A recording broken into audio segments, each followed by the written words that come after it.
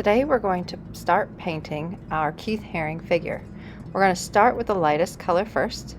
We're going to do yellow. Before we can paint, let's look at our supplies.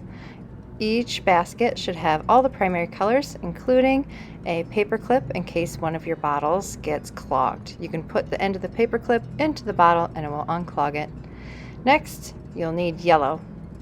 Do a little OK sign with your hand to make sure you have enough paint. If your paint puddle is bigger than your OK sign, then you got way too much paint. Next time, don't get so much, you're wasting it. Uh-oh, my red's already clogged. I need to use my paper clip to unclog it before I can get any paint to put on my plate.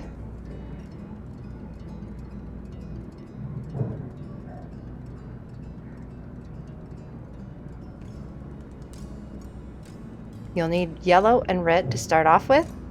We're going to start with yellow before we do any mixing. But before we start painting, we have to erase if you put your letters on the animal or person that you drew.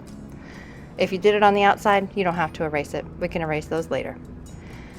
Use your paintbrush to paint the person itself inside that section. So only paint the person inside of the yellow section. Make sure that you stay inside the lines. You need to study and be careful to make sure you're following just the figure inside that section. It's easy to get started painting and go out of the lines. If that happens on yellow, it's really not a big deal because you can paint over yellow with a lot of different colors. But once we start getting to the darker colors, it gets to be a bigger deal, and it'll make it so that your colors aren't in the right spots. So make sure you take your time, especially on this first one, and follow the shape of that figure inside that section. I'm showing you this in real time so that you can see how much care and time it took me to paint just one section. The rest of the video is sped up.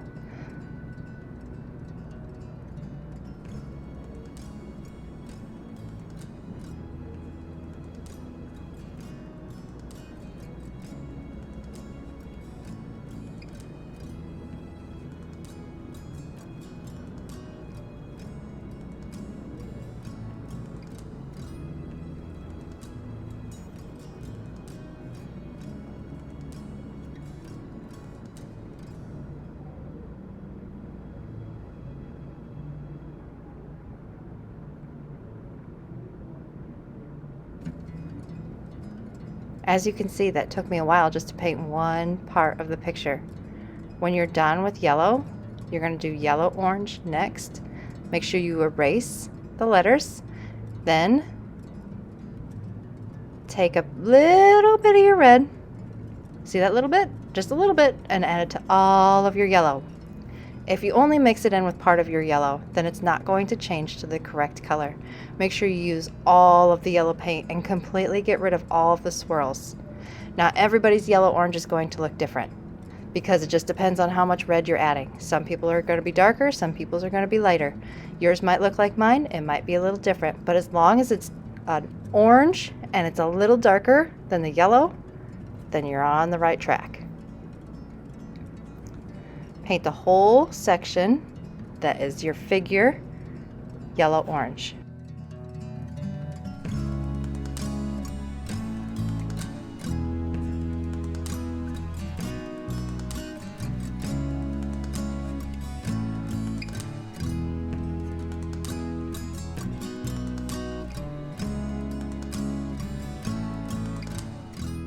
After you do yellow-orange, we're making orange. Now orange is just a little bit darker than your yellow-orange, so we need to add just a little bit more red to all of your yellow-orange.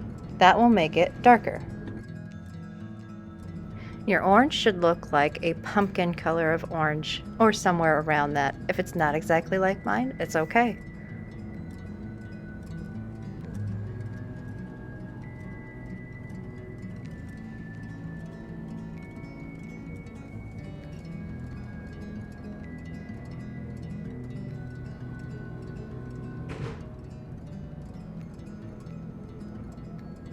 Once you're done doing orange, the next color is RO, which is red-orange. Make sure you erase those letters before you start painting, or else you're going to see through the paint.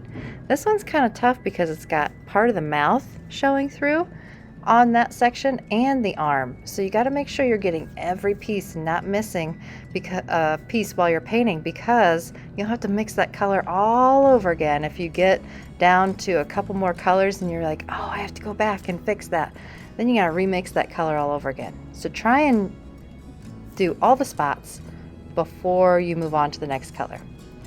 For the last one, red, I just brushed off all of the red orange that I had on my brush on my plate, and then I colored the last little bit red.